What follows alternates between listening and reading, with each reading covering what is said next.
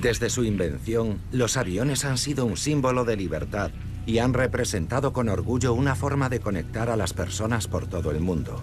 En la actualidad volamos más y sobre todo más barato que nunca. Pero la cantidad de vuelos que realizamos aumenta de una forma tan vertiginosa que estamos y seguiremos causando un daño irreparable al medio ambiente, a no ser que cambiemos de rumbo radicalmente. ¿Va a dar el sector de la aviación el paso firme y decidido de congelar sus emisiones a escala mundial en los niveles de 2020 y a compensar por las emisiones adicionales? ¿O esto no es más que un astuto intento por su parte de ganar tiempo para poder crecer de forma ilimitada en el futuro? Las emisiones están aumentando así, y en París se acordó un total de emisiones mucho mayor. Esto es solo un pequeño porcentaje, y están descendiendo para encontrarse en este punto. Así que solo con los efectos del sector de la aviación será imposible cumplir con el Acuerdo de París. Hay hangares en Europa Central y laboratorios en China, donde los pioneros de la aviación verde están iniciando una revolución silenciosa y limpia. Están creando aviones eléctricos.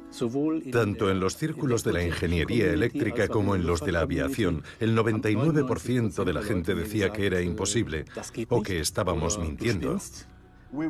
Hemos pasado de los 25 minutos iniciales de autonomía a un avión con el potencial de volar 10 horas sin emisiones.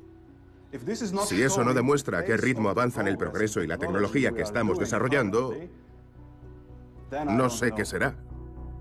¿Cuánto queda para que podamos comprar un billete y volar en un avión eléctrico o híbrido? ¿Y qué podemos hacer mientras tanto para reducir la contaminación que produce el tráfico aéreo en constante crecimiento? Bienvenidos al espacio aéreo eléctrico.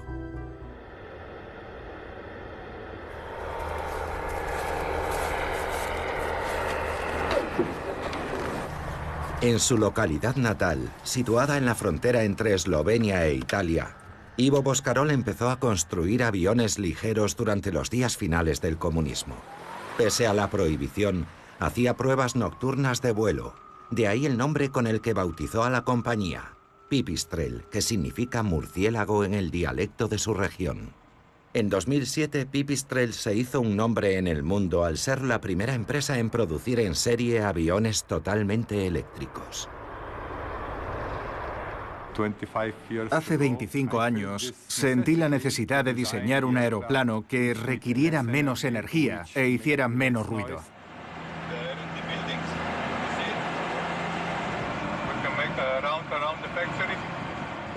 Por aquel entonces era un diseñador loco a ojos de mis competidores porque el combustible era barato y el ruido no le importaba a nadie.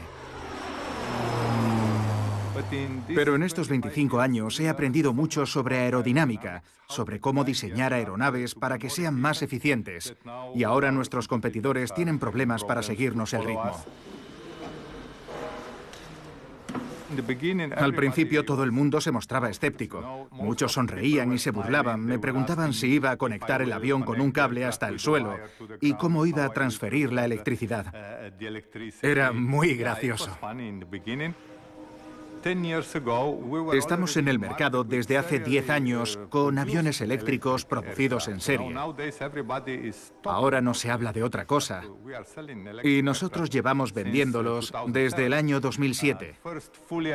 Primero los de 2 plazas y después los de 4. Así que hemos ido marcando hitos en la aviación de propulsión eléctrica.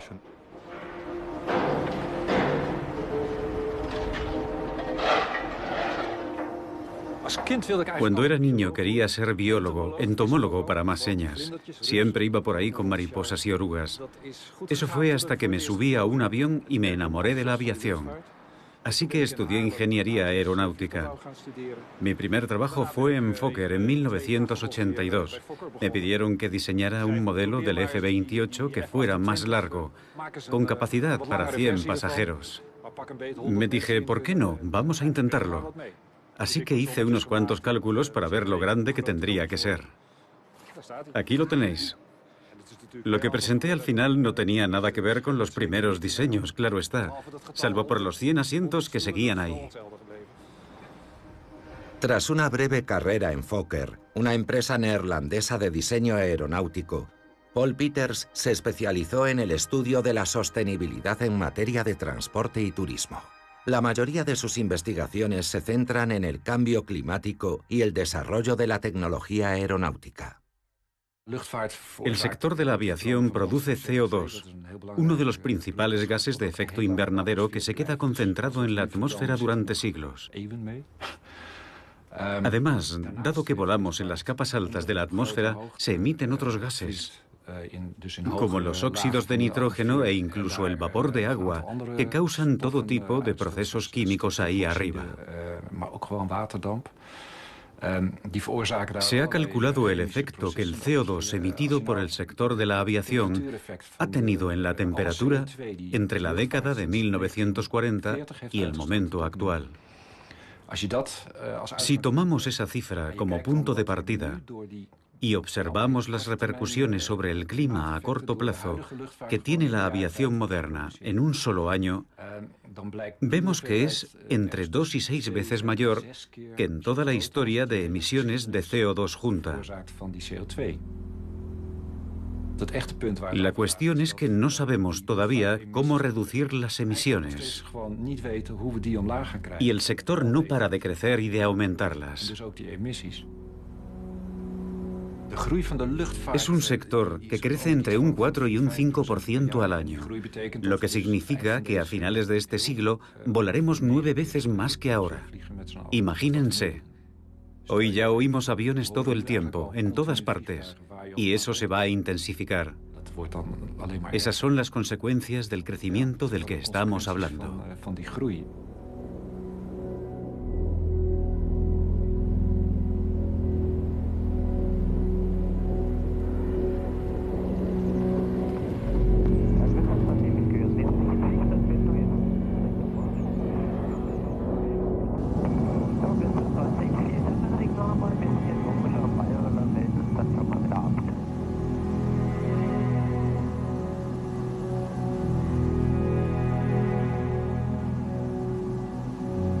Es un avión eléctrico.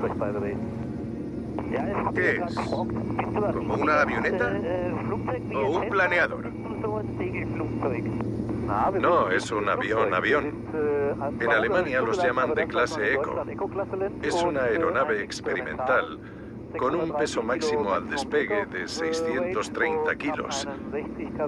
Tiene un motor eléctrico de 60 kilovatios que funciona con baterías, así que no produce emisiones. Es fantástico. ¿El motor está siempre encendido o también planea? No, no es un planeador. Es un avión normal, con una envergadura de ala convencional. Si el motor falla, se aterriza como una avioneta. Increíble. Que tenga un buen vuelo. Lo mismo digo, que vaya todo bien en el helicóptero de emergencias. Voy a quitarme los auriculares para que podamos hablar mejor. Es muy estable. Parece mentira. Sí, Está genial. y no hace demasiado ruido. No, ¿qué va? Hace mucho menos ruido que un aeroplano normal con motor de pistón del mismo tamaño. Es eléctrico. Frank Anton está directamente bajo las órdenes del Consejo de Administración del gigante electrónico Siemens. En el proceso de alejamiento de los combustibles fósiles, la empresa ha cubierto 6.000 puestos de trabajo en fábricas para dotar de generadores a las centrales eléctricas a carbón. Un mercado en declive. Mientras tanto, la división de Anton está en auge. Siemens ha sido uno de los primeros en introducirse en el mercado de la aviación eléctrica y va a empezar a abastecer a Airbus. El primer vuelo motorizado tuvo lugar en 1903 y entre las décadas de 1940 y 1960 se introdujo el motor de reacción. Desde entonces no se ha creado una nueva tecnología de propulsión. Los motores híbridos tienen ese potencial. Siemens construyó motores de combustión para aviones hace mucho tiempo y ahora hemos vuelto al mercado. Queda mucho camino por recorrer, pero estamos seguros de que Siemens puede conseguirlo. Creemos que los aviones híbridos eléctricos son el futuro del transporte de pasajeros, así que será una línea de negocio muy importante para Siemens en los próximos años. ¿Qué pasos hay que dar para llegar a un momento en que sea posible llevar más pasajeros y volar más lejos que ahora? Empezaré por el final. Nuestro objetivo es tener un avión híbrido eléctrico con capacidad para entre 50 y 100 pasajeros en el año 2035. Y que sea capaz de recorrer una distancia de 1000 kilómetros. Debería estar introducido en el tráfico aéreo en el 2035. Para llegar ahí hay que empezar a pequeña escala. Estamos adquiriendo mucha experiencia con este modelo. Entre el 2022 y el 2025 veremos los primeros aviones de este tipo en el mercado. Hay espacio para 9 baterías que se pueden cambiar muy rápido. Este es el inversor que convierte la corriente continua en alterna con un campo rotativo. El motor eléctrico, a su vez, lo convierte en energía para propulsar las hélices. La ventaja de la propulsión eléctrica es que permite una distribución adaptada en los sitios en los que es más ventajosa. ¿Y dónde es mejor colocar la hélice? ¿En las alas? Una de las mejores ubicaciones de la hélice es en el extremo del ala, porque si se producen turbulencias en esta dirección y tienes una hélice que gira en el sentido contrario, se compensa en cierta medida, así que puedes avanzar igual de rápido con menos energía.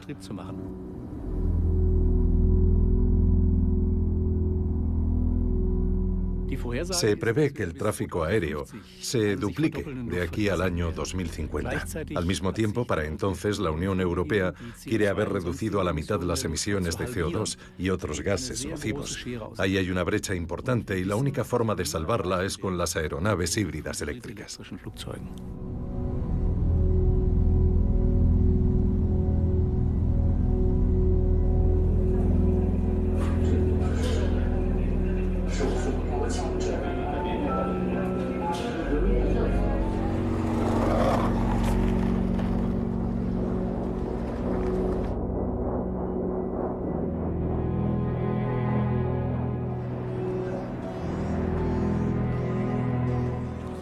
Señoras y señores, queridos participantes en el primer foro sobre aviación eléctrica en China. Como saben, Siemens lleva mucho tiempo presente en el mercado chino y ha colaborado con muchas empresas del país para hacer realidad la transición eléctrica de la movilidad, como es el caso de los sistemas de transmisión para los trenes de alta velocidad chinos. Y ahora estamos impacientes ante la electrificación de la aviación, de la mano de nuestros asociados chinos y de las compañías aéreas del país. ¿Cómo se dice, señoras y señores, buenos días?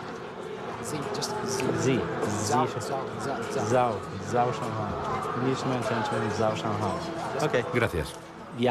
Asisto a menudo a congresos sobre aviación por todo el mundo.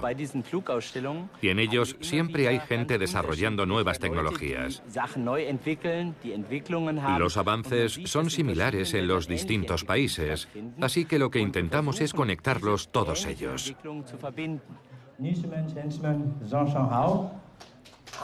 Lamentablemente, ese es todo el chino que sé después de tantos años trabajando en China.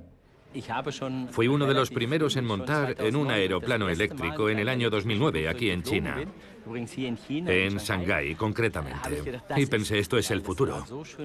Era tan silencioso, tranquilo y armonioso que estaba claro que era el futuro de la aviación. Pero entonces resultó que los avances en la tecnología de las baterías y de los propios aviones, así como de la infraestructura necesaria, iban a llevar bastante más tiempo. Pensé que veríamos los primeros aviones de ensayo en 2 o 3 años, y han pasado 8 y medio hasta que están empezando a ponerse en servicio. Este año llegó un momento en el que me dije, a juzgar por la cantidad de solicitudes de todo el mundo, esto va a comenzar ya. Bueno, y por todas las grandes empresas que se están interesando por entrar en el mercado de la aviación eléctrica.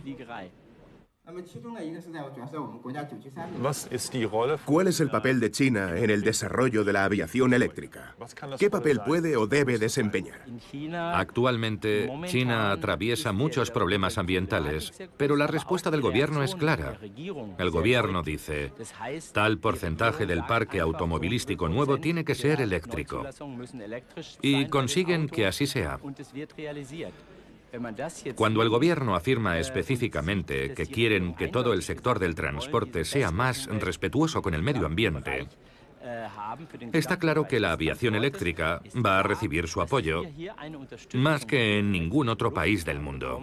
Y ese apoyo es esencial para que se desarrollen las tecnologías necesarias.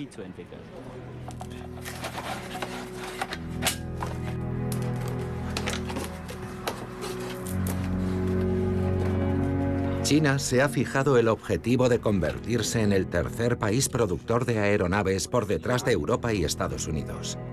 El gobierno chino está invirtiendo miles de millones en investigación y desarrollo. Hasta la fecha, la mayoría de las iniciativas pioneras en el campo de la aviación eléctrica siguen partiendo de Europa. Pero los principales inversores de muchas de esas empresas europeas son chinos. El año pasado firmamos un contrato muy importante entre Europa y China, un acuerdo de 350 millones. En los próximos 7 años les venderemos la tecnología para construir 2 aviones, con motor eléctrico y de celda de combustible, y desarrollaremos una aeronave de 19 plazas para ellos. Las mayores plantas solares, los principales productores de placas solares, el mayor número de coches eléctricos y de patinetes eléctricos están en China. Si vas allí, enseguida te das cuenta de la enorme presión que hay para que todo pase a ser de propulsión eléctrica.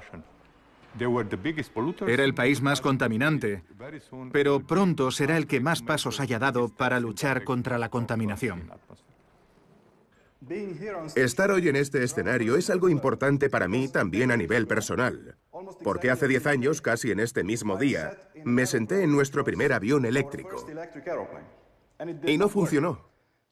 Les mostraré algunas de las fotos más vergonzosas de la infancia de nuestros aeroplanos. 2007, aquí fue donde empezó todo. Teníamos un motor pequeño de 40 kilovatios y un conjunto pequeño de baterías con los que el aparato podía volar durante unos 25 minutos. Tine era un niño muy especial por aquel entonces. Iba siempre detrás de mí.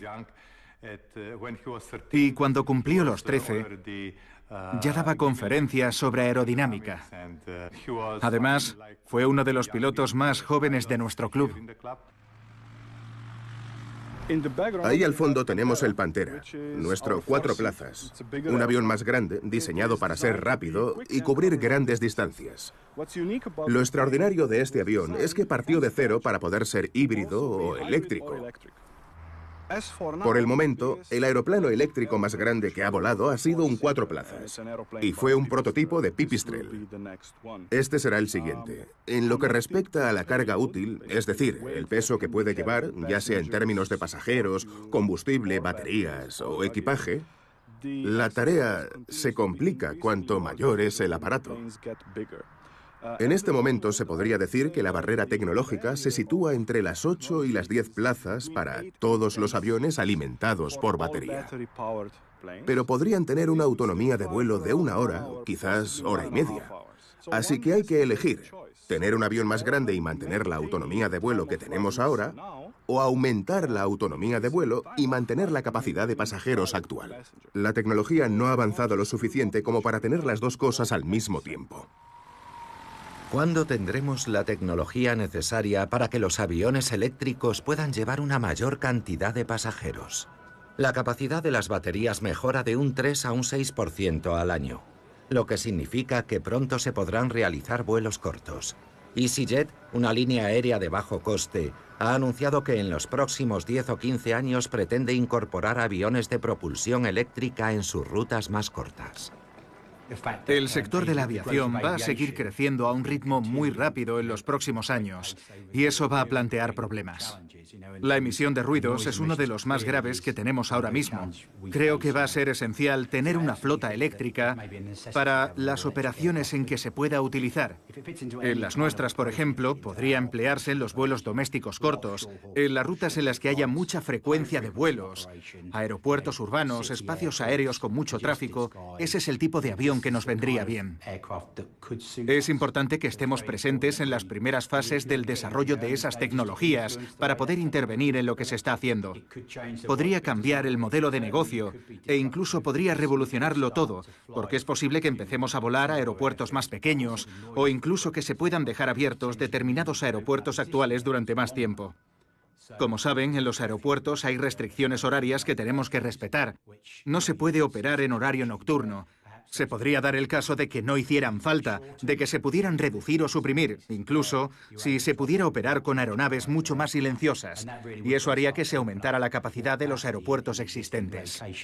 Ya estamos investigando sistemas eléctricos de carreteo, por ejemplo, y al ir encajando todas las piezas del rompecabezas, vemos que igual es posible rodar por la pista sin tener que usar los motores principales.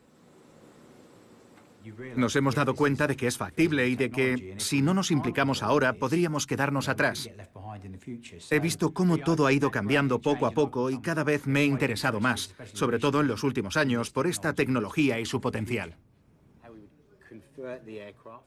Parecía que la aviación eléctrica quedaba muy lejos, que sería importante en un futuro muy lejano, pero en los últimos años he observado la dinámica del sector de la automoción, y parece que pensar en tener una flota aérea eléctrica va a ser una realidad. Hemos previsto que, siendo realistas, 10 años podría ser un plazo razonable para que haya aeronaves disponibles, y algo después se podrían poner en servicio y volar en una de ellas con los colores de EasyJet desde un aeropuerto. Y está claro que ese plazo de 10 años que hemos establecido es muy ajustado para el desarrollo de un avión. Hay mucho que hacer en tan poco tiempo. Pero creemos que es viable, aunque sea difícil de conseguir. Lo que hay que tener presente es que tenemos interés en que esta tecnología forme parte de nuestra flota, cuando esté lista, haya avanzado lo suficiente y sea viable en términos económicos. No cabe ninguna duda. No se puede olvidar que las ambiciones verdes de EasyJet tienen mucho que ver con que son precisamente estas aerolíneas de bajo coste las que están detrás del vertiginoso aumento del tráfico aéreo. Solo en Europa se espera que el número de vuelos se incremente en un 45% de aquí al 2035. Y no es de extrañar. Sabemos que se puede volar del norte al sur de Europa por lo que cuesta un billete de tren de Londres a Manchester y un café. ¿Por qué ahora es tan barato volar? Volar es muy barato, sobre todo porque es muy rápido. Démonos cuenta de que tenemos un piloto. Y ese piloto, bueno, normalmente son dos, recorre una enorme cantidad de kilómetros con muchos pasajeros porque va muy deprisa. Si lo comparamos con un conductor de tranvía que recorre 18 kilómetros por hora frente a los 950 que recorre un jumbo, imagínese la diferencia. La velocidad es un factor determinante. No solo hace que el piloto sea más barato, sino también la inversión en el avión, porque un aeroplano recorre muchísimos kilómetros en su vida útil a diario. Por eso es tan barato al final. Y a eso se le sume la enorme diferencia en lo que respecta a los impuestos. Cuando repostamos el coche, lo que más pagamos son impuestos. Pero si lo que repostas en un avión es queroseno, casi no se pagan impuestos. Y cuando compramos un billete de tren, pagamos el IVA. Pero eso tampoco se aplica a la aviación. Poco después de la Segunda Guerra Mundial, la mayoría de los países de las Naciones Unidas acordaron subvencionar al sector mundial de la aviación de forma permanente. ¿Cómo pueden los gobiernos nacionales proponer ambiciosísimos planes para luchar contra el cambio climático y seguir manteniendo a la vez las exenciones tributarias fijadas hace 70 años a un medio de transporte tan sumamente contaminante? Matthijs van Miltenberg, miembro del Parlamento Europeo, quiere ponerle fin a esta política. Hoy hemos votado sobre una cuestión que ha estado sujeta a un intenso debate en la Unión Europea. ¿Se debe mantener que los billetes de avión no estén sujetos a IVA y la exención del impuesto sobre el consumo del queroseno? Todos pagamos impuestos sobre el petróleo, lo que garantiza que el precio del transporte sea justo, pero el transporte aéreo está exento. Fue una medida que se acordó para estimular el transporte aéreo y que la gente pudiera reunirse y formar redes mundiales. Y para eso hacían falta aviones, sobre todo para hacer viajes transatlánticos. Cuando las personas se encuentran y trabajan juntas, es más fácil mantener la paz mundial. ¿Ya se ha intentado antes poner fin a estas subvenciones? Sí, hubo algunos tímidos intentos de que entrara en el orden del día, pero cuando un asunto como este es objeto de debate, se debe abordar a escala mundial. Y yo estoy de acuerdo, porque solo así se garantiza la competencia leal. El transporte aéreo es un negocio internacional, así que hay que atender a las relaciones con el resto del mundo. Europa no puede fijar los precios por su cuenta, de espaldas al mercado. Por otro lado, tenemos que hacer frente a la nada fácil tarea de combatir el cambio climático. Y el sector de la aviación es bastante conservador. Tratar de imponerles impuestos especiales o el IVA es algo casi innegociable, aunque hay que hacerle ver al consumidor que no lo puede tener todo. No podemos hacer que el mundo sea un lugar mejor y más limpio y, a la vez, querer volar a cualquier sitio a precios irrisorios, con seguridad y también con un gran servicio. Así que hay que elegir, y creo que la mejor elección es pagar un precio justo por un producto adecuado. El lobby del sector aéreo es muy potente y está muy bien organizado. Algunos tienen experiencia en el sector. Tengo un colega británico que formó parte de una de esas empresas y además pertenece a un grupo de presión en Bruselas. Es poco probable que, cuando uno pasa a ser eurodiputado, se aleje por completo de su pasado, corte con todos sus contactos anteriores y sea 100% objetivo en sus decisiones. A todos nos influye mucho nuestra trayectoria. La propuesta de compromiso 21VE ha sido aprobada. Propuesta 9, ¿votos a favor? Los conservadores no estaban a favor del texto, así que la votación ha estado muy reñida. Pero estoy gratamente sorprendido de que se haya aprobado. ¿Votos en contra? ¿Abstenciones? La propuesta de compromiso 9 ha sido aprobada. ¡Qué bien! Enmienda 151. ¿Votos a favor? Es todo un logro. ¿Votos a favor? ¿Votos en contra? Está bien tener un poco de apoyo. ¿Votos en contra? Gracias, Izquierda Verde. Nos hacemos cargo del resultado. ¿Cuándo lo veremos? ¿En 3, 5, 10 años? Lo antes posible, por lo que a mí respecta. Pero en Europa hay que debatir mucho para convencer a la gente de lo que hay que hacer. Ahora confiamos en que se apruebe en la reunión plenaria y que el comité pueda empezar a trabajar para que se alcance un acuerdo a escala internacional. Herve-Jan Gerbrandy, miembro del mismo grupo político que Van Miltenberg, trabaja en otro ámbito muy disputado en torno al sector de la aviación, el régimen de comercio de derechos de emisión. Este régimen pone precio a la contaminación. De momento solo se aplica dentro de las fronteras del espacio aéreo europeo, pero la contaminación que produce el tráfico aéreo no tiene fronteras. Con la tecnología actual, la contribución mundial del tráfico aéreo a las emisiones totales de CO2 pasará del entre 2 o 3% actual a más del 20% en el año 2050. Nos gustaría contar con un sistema mundial que se aplicara al sector de la aviación en su conjunto, con el que se fijaría un precio que el sector aéreo pagaría por la emisión de CO2. Fue un proceso que costó muchos años conseguir y que se forjó en el seno de un organismo especializado de las Naciones Unidas, la Organización de Aviación Civil Internacional. Los países no se ponían de acuerdo sobre qué impuestos gravar, así que dijimos, si no se puede hacer a escala mundial, vamos a empezar primero por Europa. Esto levantó ampollas en Washington, Pekín, Moscú y demás. Muchísima oposición. Tiene la palabra durante 1 minuto y medio el señor Gerbrandy. Gracias, señor presidente. Qué mejor momento para hablar sobre un asunto tan importante, justo cuando los efectos del cambio climático están causando estragos en el Caribe y provocando una catástrofe sin precedentes. El Congreso de Estados Unidos llegó a proponer un proyecto de ley para prohibir a las líneas aéreas estadounidenses que pagaran por las emisiones de CO2 de los vuelos con destino y origen en Europa. Eso es ir demasiado lejos. Significa prohibir a una empresa estadounidense que cumpla una ley europea. Creo que tenemos que mantener la presión. Este sistema internacional ni siquiera supondría reducir las emisiones, sino solo frenar su aumento a partir de 2020, con una fase facultativa y demás. Así que sigue siendo un tanto escurridizo.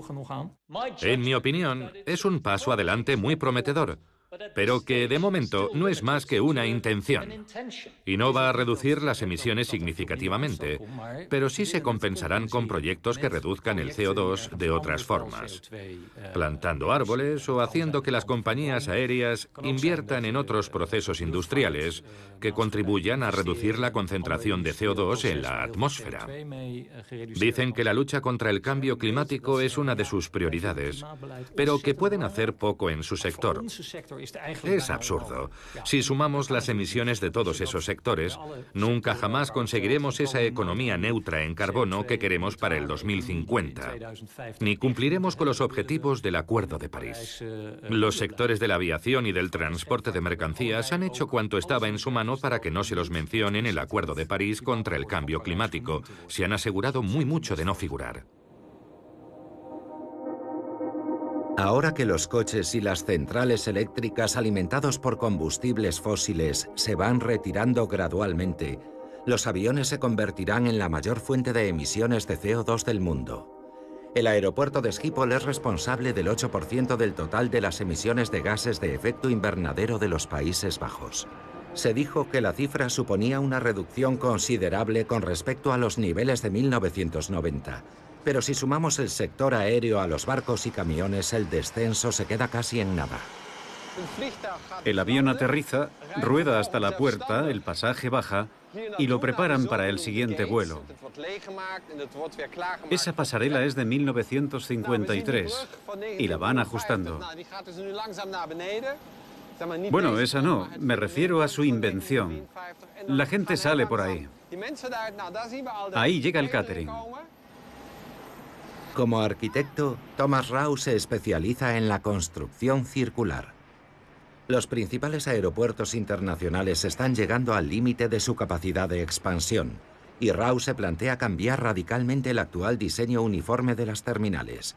No solo para que los pasajeros vayan más rápido y de forma más eficiente de A a B, sino también para reducir las emisiones de los aviones cuando ya están en tierra. Ahí llega alguien con un carro de equipajes. Es un proceso manual que se repite 1 millón de veces al día en todo el mundo. Fíjate en la banderita. Ha tardado 5 minutos en aparcar, poner la banderita en su sitio, sacar el brazo articulado, quitar la tapa y fijarlo al suelo.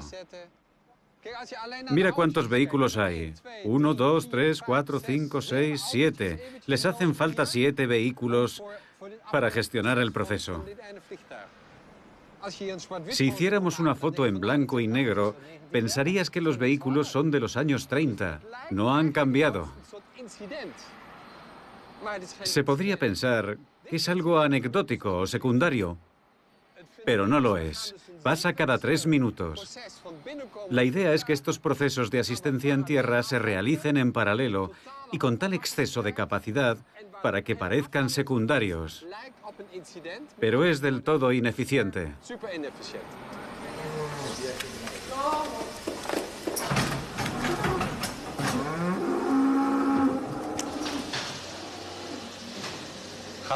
Mira qué rápido entra.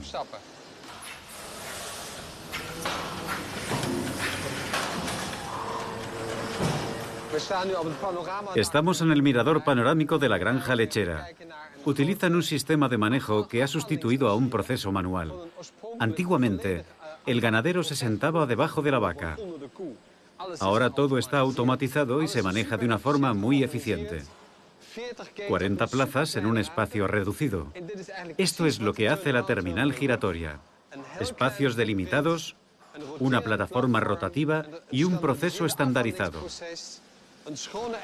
Es limpio, seguro, sin riesgos, y todos los casos se atienden a la vez. Todas las vacas. Lo tenemos delante, lo único que necesitamos es cambiarlo por aviones. La terminal giratoria es muy compacta. Solo se utiliza el 40% de esta extensión. La zona verde es fija y tiene un disco rotativo en el que los aviones se acoplan. Es un elemento rotativo del que entran y salen. Así salen. Pasan por el centro, la gente se baja, se saca el equipaje, se limpia el avión, se reposta, se mete el equipaje, la gente se sube y despegan otra vez. Es como cuando te sirven la comida sin bajarte del coche. Es un proceso simultáneo, estandarizado de asistencia en tierra, y la velocidad de giro se puede ajustar según convenga. Puede ser un proceso de 45 minutos o de 60. EasyJet lo completa en 25 minutos. Si Schiphol lo aprobara, ¿se podría instalar? Vamos a hablar de capacidad. Schiphol tiene unos 60 o 70 millones de pasajeros. La terminal giratoria puede acoger a entre 10 y 12 millones. Así que solo harían falta 5 o 6 máquinas de estas. No es un edificio, es una máquina. Para gestionar todo el tráfico de Schiphol se necesitan 6 máquinas. ¿El aeropuerto sería más sostenible así? Los aviones están parados todo el tiempo. Cuando el avión se acopla a la plataforma, los motores se apagan. Las aeronaves giran en silencio. Se realiza el proceso entero. Y cuando termina, saben que toca salir. Y despega. Las emisiones de CO2 en tierra se reducen a la mitad. No las de vuelo, sino las de permanencia en tierra. Estamos negociando con 2 grandes aeropuertos europeos. Y también hay uno interesado en China. ¿Y hay alguna diferencia entre su reacción y la de Europa o Estados Unidos? Sí, en Europa están muy a la defensiva. Hay que hacer algo, pero hay presiones de los medios o de los gobiernos. China tiene más visión de futuro. Están más abiertos a probar las cosas. Si no funciona, mala suerte. Hay que intentar prepararse para eso. Sabemos que muchas patentes que se financian en Europa las compran los chinos y las implantan allí. Europa es el laboratorio de China.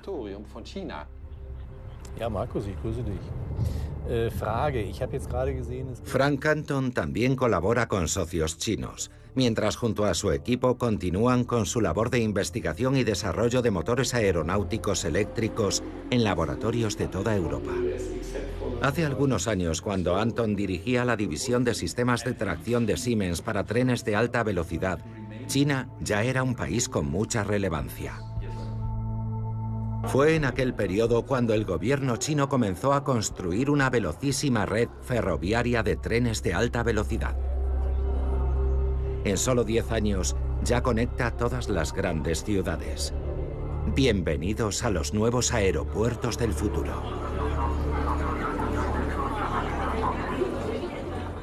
Llevábamos años trabajando con un fabricante de trenes chino. Y entonces nos hicieron un pedido de más de 20 unidades para más de 20 trenes de alta velocidad al mes. Parecía demasiada cantidad para nuestra producción. Así que nos pusimos a pensar si podríamos hacerlo. ¿Podemos sumar esa carga de trabajo a la que ya tiene la fábrica? Y nuestra gente allí nos dijo que sí, que no podíamos dejar pasar un pedido así. Y fue impresionante ver cuantísimos sistemas de transmisión eran capaces de hacer en la fábrica de China. Una fábrica enorme, uno detrás de otro, todos en fila. Y cuando los entregamos, empezaron a integrarlos con el resto del conjunto a toda velocidad y a hacer trenes completos. Fue increíble ver cómo trabajan en la industria china. Cuando quieren conseguir algo, aprietan y se ciñen a los plazos.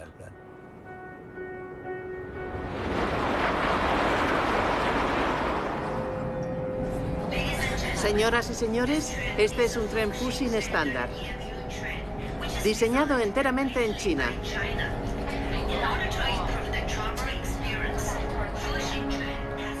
Después de utilizar los trenes de Siemens, China empezó a construir sus propios trenes, los Fuxing.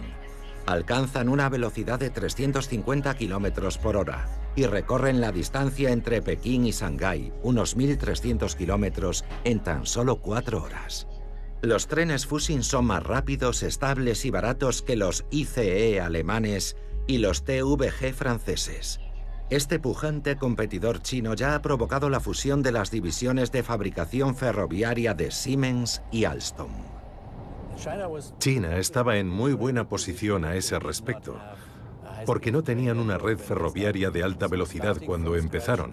Partir de cero te brinda una magnífica oportunidad, porque puedes utilizar la mejor tecnología desde el principio, mientras que la red ferroviaria europea venía de la época de las locomotoras de vapor y está un poco anclada en el sistema que ha heredado. Lo que podemos aprender de China es, sin duda alguna, su dedicación. La dedicación con la que se proponen tener un tren rápido cada media hora, aunque recorra una distancia de 1000 kilómetros. Y con esa dedicación consiguen que sean puntuales. No llegan ni un minuto tarde, llegan a la hora exacta. Esa es la dedicación y la determinación que tienen allí. ¿Es este tren volador la tan ansiada respuesta para empezar a reducir las emisiones de CO2 mientras esperamos a que lleguen los aviones eléctricos? ¿Y qué se necesita en Europa para que se construya una red ferroviaria como la de China, con trenes que realmente vayan a alta velocidad? ¿Han llegado a su límite los trenes de alta velocidad en Europa? Lo curioso es que el transporte ferroviario internacional no ha salido al mercado todavía. Oficialmente, según las normas de la Unión Europea, debería haberlo hecho, pero no ha sido así. Las grandes empresas alemanas y francesas no se han movido. No colaboran unas con otras. Las conexiones internacionales son lo último en su lista de prioridades. El sistema de compra de billetes es ineficiente. Hay que ser muy listo para encontrar un billete de tren barato. Existen, pero son difíciles de encontrar. Mientras que en el caso de los aviones, reservas un vuelo a cualquier sitio en 10 minutos. Si eso mejorara, y no tiene nada que ver con los costes, sino con la voluntad política de obligar a las empresas a hacerlo, supondría una gran diferencia.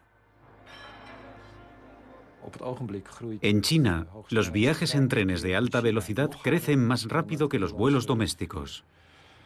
Es posible hacerlo y a la gente le gusta. A nadie se le obliga a viajar en tren. Es cuestión de marketing y de que la gente se da cuenta de que un buen tren de alta velocidad es mucho mejor, más agradable, más cómodo y más fácil. Dentro de 2 décadas será posible realizar vuelos en aviones eléctricos e híbridos de unos 100 pasajeros y de más de 1000 kilómetros. El siguiente paso y obstáculo es conseguir transportar cada vez más pasajeros y cubrir mayores distancias. En la actualidad, la densidad de energía de las baterías es limitada y no permite transportar más pasajeros. Necesitamos otro tipo de soluciones, como los motores híbridos. La solución más fácil es, claro está, producir energía eléctrica durante el vuelo. Y la solución ideal en este momento es el hidrógeno. Llevar hidrógeno a alta presión, a 800 bares o más, incluso a 1000, para producir la suficiente energía y atravesar el Atlántico con 4 personas. Eso ya se puede hacer. Se puede cruzar el Atlántico con propulsión meramente eléctrica si se genera energía durante el vuelo. Las grandes empresas ya están trabajando en la reducción de emisiones, pero no se avanza al ritmo al que aumenta el tráfico aéreo. Así que seguimos teniendo un problema. Hay que cambiar el tipo de propulsión. La propulsión eléctrica acabará entrando también en este sector, tarde o temprano, porque si no, la atmósfera no va a sobrevivir. ¿Nos estamos quedando sin tiempo? ¿Qué le diría a quienes están preocupados por eso?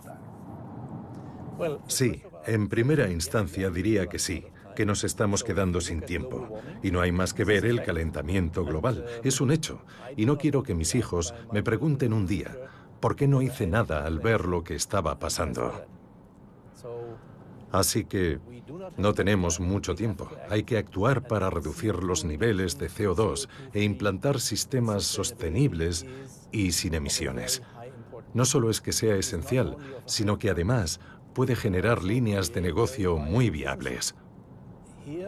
Aquí el cambio necesario para el medio ambiente y un cambio positivo para un negocio potencial van de la mano.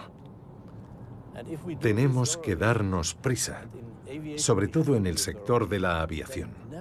Hay que ser rápidos y podemos hacerlo porque a veces, cuando un sistema necesita un cambio revolucionario y llega una nueva tecnología y se aplica, de pronto, ese sistema que estaba anclado en procesos largos y acostumbraba a moverse muy despacio, se adapta enseguida. Y estoy convencido de que la propulsión eléctrica híbrida va a suponer una enorme ventaja para la aviación y va a cambiar el sector a toda velocidad.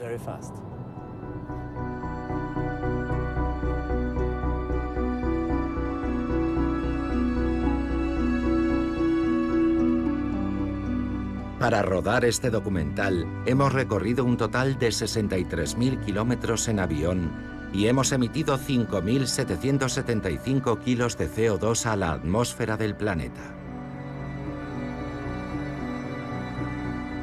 Supera en emisiones a lo que un ciudadano medio de los Países Bajos produce con su coche en más de 2 años.